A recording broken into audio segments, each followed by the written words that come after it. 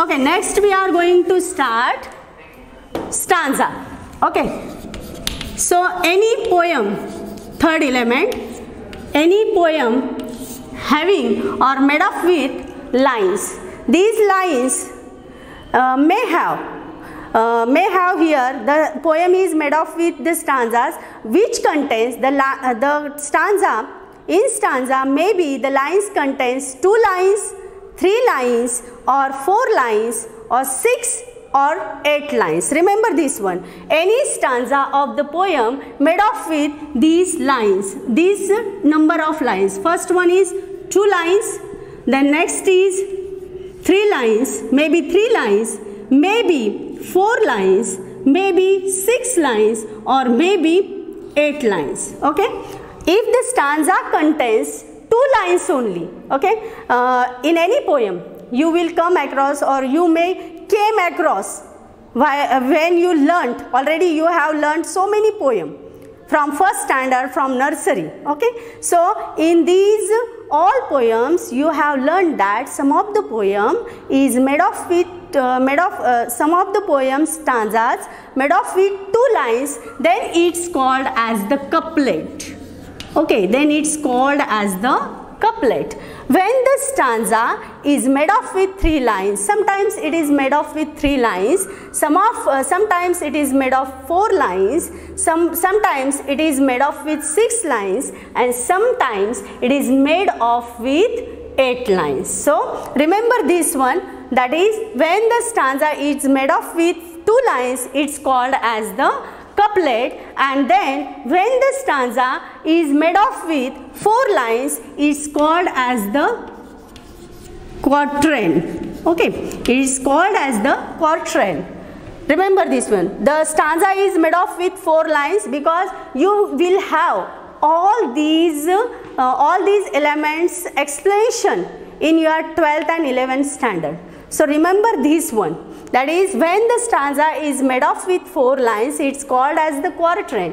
Because why its deep knowledge or profound knowledge must or should be needed to you, because while writing appreciation of the poem, if the appreciation of your poem's answer it differs from other student answers, definitely it will get lots of marks there, because your answer is will be different from other student, and that's why it's necessary that you must understand fully the stanza's construction. This is the stanza's construction. If the stanza made of with 2 lines, it's called as the couplet. If the stanza is made of with 4 lines, it's called as the quatrain. Now next here we are going towards next, that is the structure and form of the poem. Have you got this one, stanza?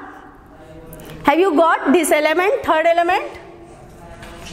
Yes, ma'am. Okay, now fourth element, we are going towards fourth element, that is structure and form. Okay, structure and form. Let's see here. In form, what we call form means here actually the shape of the poem.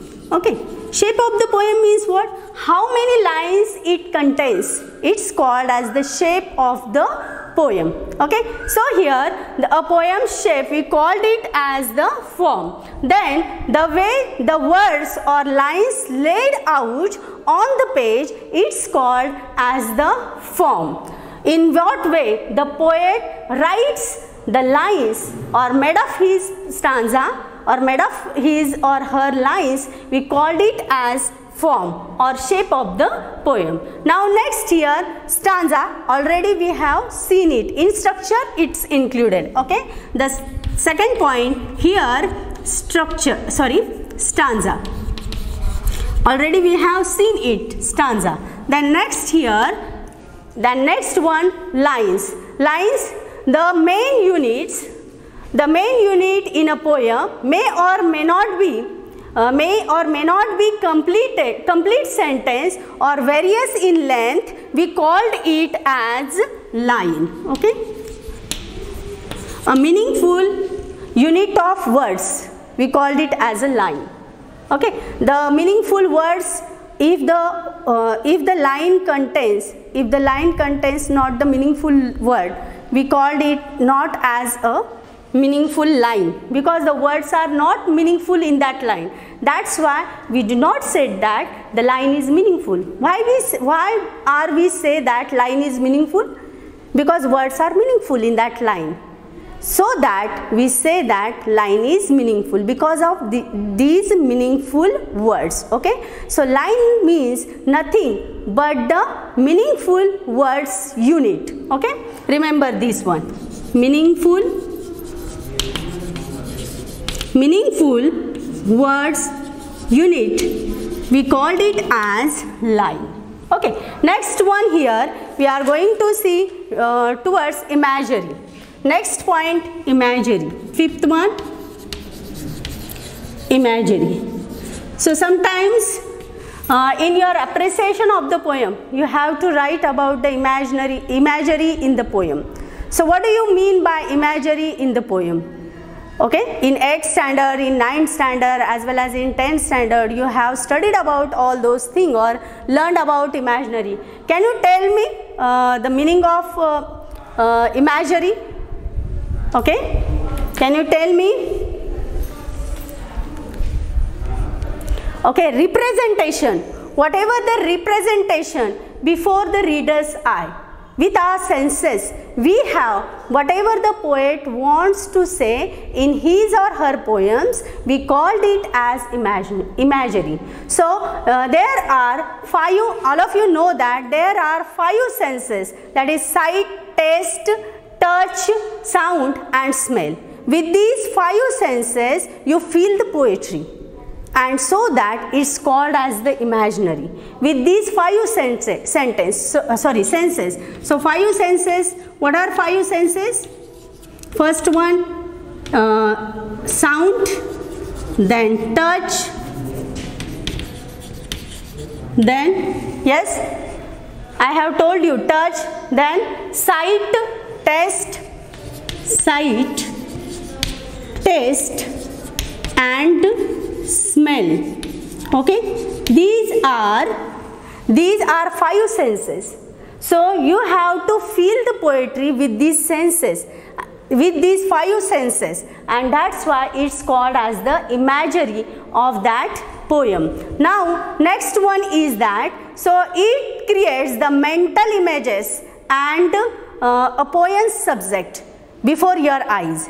Imagery creates a mental picture or imagination before the reader's eye, as well as we can say it creates mental images as well as a poem subject before the eyes of the readers. That's why imagery is very important in that poem. Now next is rhyme scheme we have seen. Now next one is that point of view of the poet. Point of view. So what is the point of view? So whatever here, point of view means what? Who is the speaker? Who is the speaker of that poem? It's called as the point of view of the poem, as well as voice of the poem. Who is the voice of the poem? Maybe it is the poet, maybe the another one, maybe the inanimate thing, maybe the sometimes, maybe actually poet, maybe sometimes the poet is not described by himself or herself in the poem, the another person is described in that poem, so it is called as the point of the view. So you must understand this point, because in appreciation it would be there, that is point of view. So the who is the speaker of that poem? Remember this question, who is the speaker of this poem? Who is the speaker of the poem? Okay, sometimes the poet himself. If the poet himself is the speaker of the poem, we can say that he or she is the protagonist or hero or heroine of that poem, because he uses or she uses all the first person pronouns. So can you tell me here, what are the first person pronouns? Okay, first person pronoun. First person pronouns. if the poet himself or herself is the protagonist of that poem, or hero or heroine of that poem, so he or she uses all the first person pronouns. So what are the first person pronouns? These are I, me, my, mine, then we, our, ourselves, as well as, okay, here you, your, all these we can, yourself, all these we can call, etc. All these we can call as the first person pronouns. So the poet himself or herself is the speaker of that poem. We called it as the protagonist of that poem, or speaker of that poem is the poet himself or herself. But the poet is not actually the speaker of that poem, then definitely the another person is the character of that poem, as well as sometimes inanimate thing. Inanimate thing, all of you know the meaning of it. Inanimate thing and animate being. Inanimate thing, sometimes inanimate thing. Inanimate thing. Okay, inanimate means what we call non-living things. So what are the non-living things? Sometimes maybe in that poem of the poet, the speaker is the river, speaker is the flower, speaker maybe river. Okay, like that we can say that here the inanimate thing. If an inanimate thing is the speaker of the poem, it will be included in the point of the view. Okay, so it's there. Now we are going towards again theme of the poem. Next here, theme of the poem. What is the theme of the poem? Okay, we called it as the central idea or subject of the poem. Okay, the second name to you, that is central idea or subject of the poem. What is the subject of the poem or central of the poem? Okay, it is called as the theme of the poem. The theme of the poem talks about the central idea, the thought behind what the poet wants to convey. A theme can be anything. The thing can be anything from a description about a person, a thing, a thought, or even a story also. In short, a theme stands whatever the poem is about. Okay, the poem subject is what do the poet want to say? That means that the theme or the central or the subject of that poem. So here we are going towards again symbolism. Lots of symbolism, or we can say here symbolism. Okay, lots of symbols. Okay, lots of symbols are used by the poet. For example, a poem often conveys feelings, thoughts, as well as subject or ideas using symbols. For example, sleep. Sleep, sometimes poet use these word sleep. Okay, sleep signifies death.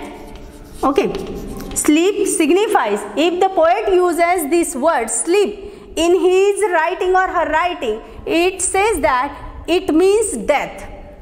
Sometimes sometimes dreams. Sometimes the poet used this word dream. Dream, when the poet uses this word dream, it is for future. It is for future. So this kind of symbolism is used by the poet. Okay, now last very important aspect, or we called it as the elements of poetry, that's the figures of speech.